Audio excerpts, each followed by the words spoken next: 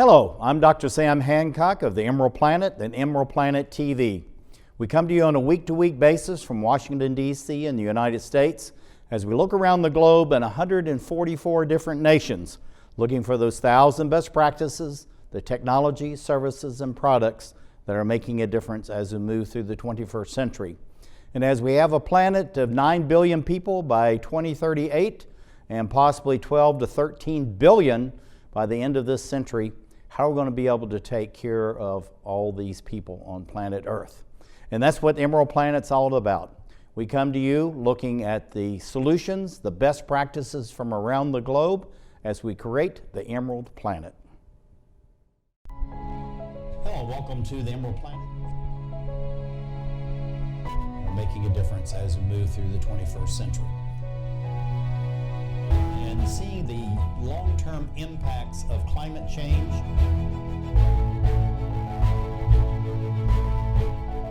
We're glad to have you. Thank you for being with us. Hello, I'm Dr. Sam Hancock of EmeraldPlanet, EmeraldPlanet TV. We're coming to you live from Lisbon and Portugal of Western Europe. We're looking at the organization called LNEC, and we're going to describe that for you. But looking at the aspect as far as the green infrastructure and the difference this institution is making not only for Portugal, but across the European Union and around the globe. Someone sitting right beside me, Dr. Teresa Leitao, is in hydraulics and environmental department at LNEC. She's looking at the intersection between the environment, hydraulics, water, and what that really means for the future of Portugal. And Dr. Leitao, welcome to the EmeraldPlanet TV. My pleasure to be here. Thank you for inviting. And if you don't mind, I'm going to call you Teresa. Yes, of course. My pleasure. Looking at LNEC, describe what is LNEC and the importance of it, and then let's talk about your Department of Hydraulics and Environmental Quality. Well, LNEC is a state department, is a state laboratory that is helping the government in several issues concerning civil engineering and the environment. The department in which I'm working is the Hydraulics and Environmental Department, and is taking care of the water cycle as a whole. So harbors, estuaries, surface groundwater, and also sewage water.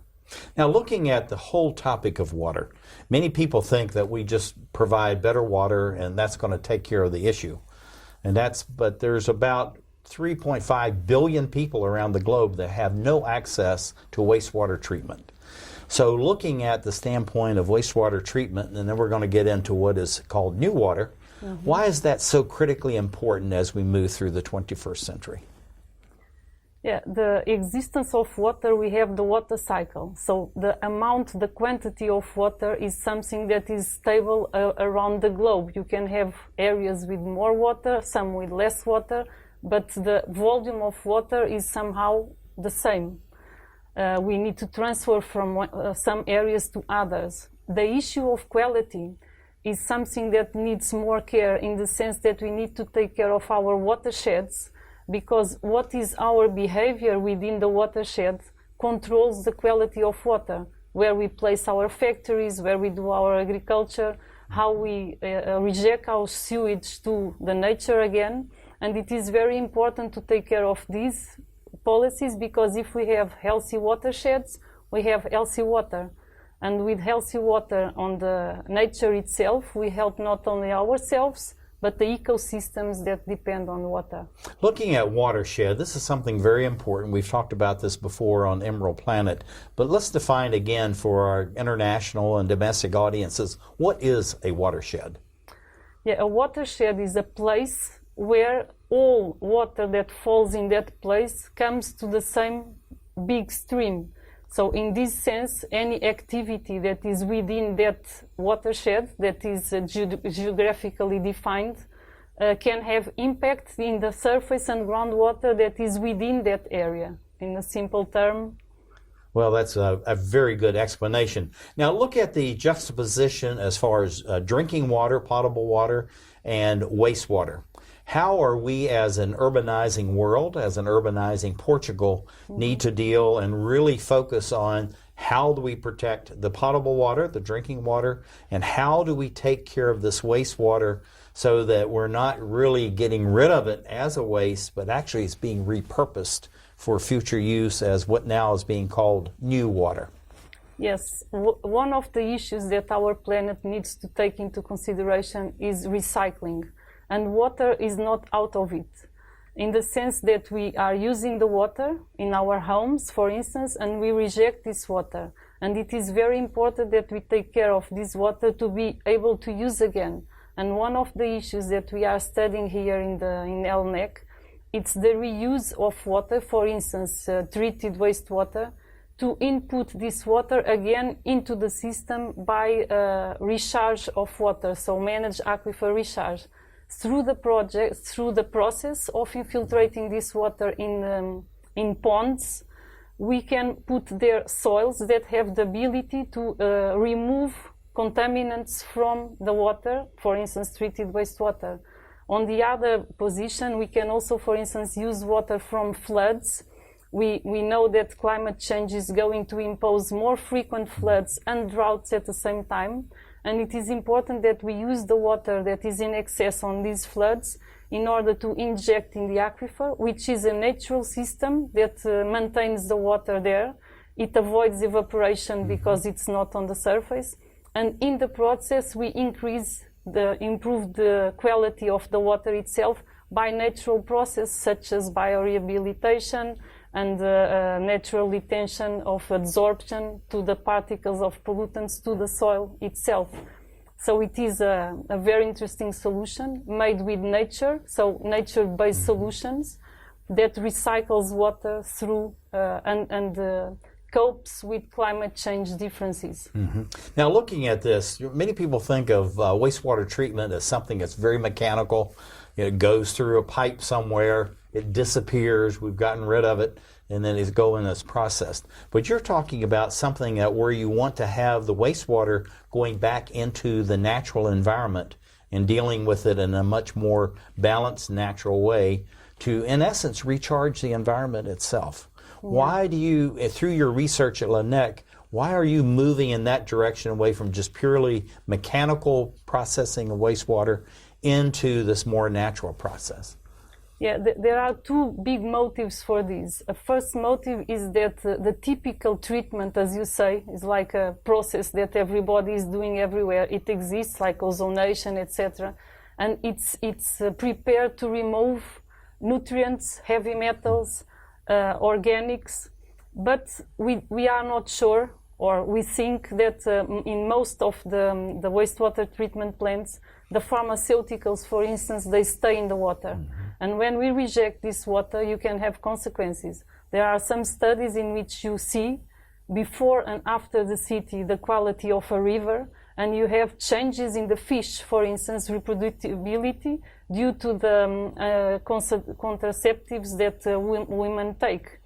And so our idea through this is, on one side, to do other things that are not typified, as you say, and on the other side, we want to use nature-based solutions. So the idea of producing a soil which is able, a perfect soil, it depends on the basics that you have for this soil, depends on the place that you are working, but producing the soil that is able to enhance the removal of these contaminants, it's naturally done. You don't need energy because it's down gradient, and it's a process that it's very interesting to be used. Now, looking at this, creating soil, this is something most people don't think about. When they look out, it's dirt. It's something that's very compacted, sometimes for thousands of years. There's little to no moisture penetrating that, and there's no oxygen, so it's really dead soil, right? And so how do we recharge that?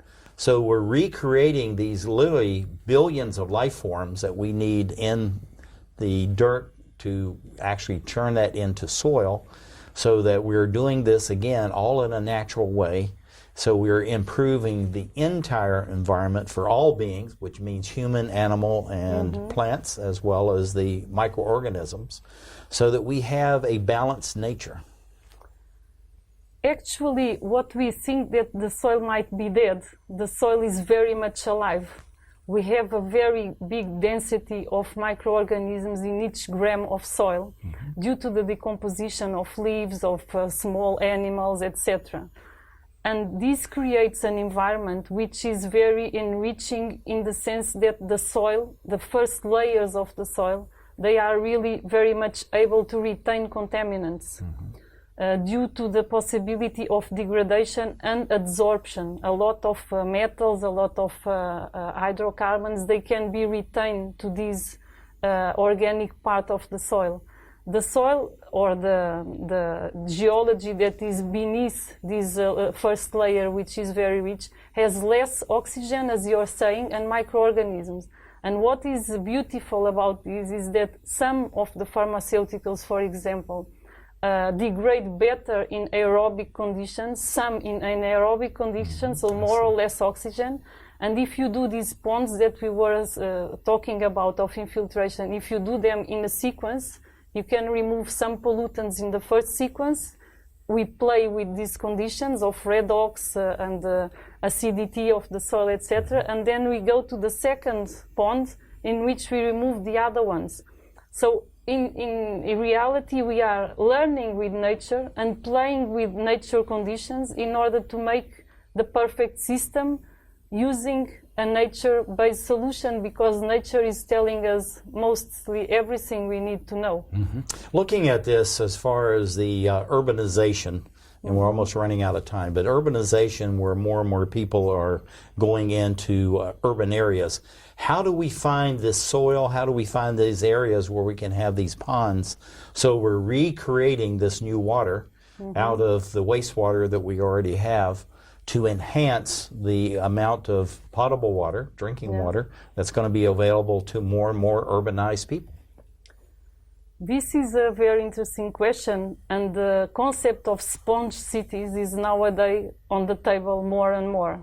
So we need to make our cities more pervious, we need to make them more green to retain oxygen, to reduce the islands of heat during summer. And we can also create our own vegetables inside the city. So the idea is to create green corridors which have biodiversity and increase the amount of water. So you can reject part of the water inside your own city, for instance, throughout these possibilities. You can retain flood waters in the city. Cities are very impervious. You can do parking lots that are pervious. So there is a set of solutions that are being used more and more. And the concept of sponge cities, it's something really interesting, because you are not rejecting and not making the water a problem, but a solution. Because you can infiltrate, increase water, irrigate green areas with this water that you save, etc. That's fantastic. Sponge cities. I love that concept. You like? We'll have to explore that more and more.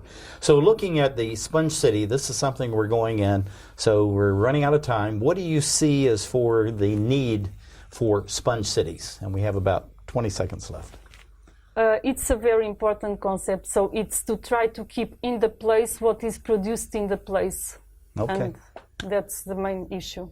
Well, thank you very much. This is Dr. Teresa Leitao. She is in hydrology and environment at LNEC in Lisbon, Portugal. Thank you for being with us as we create the Emerald Planet.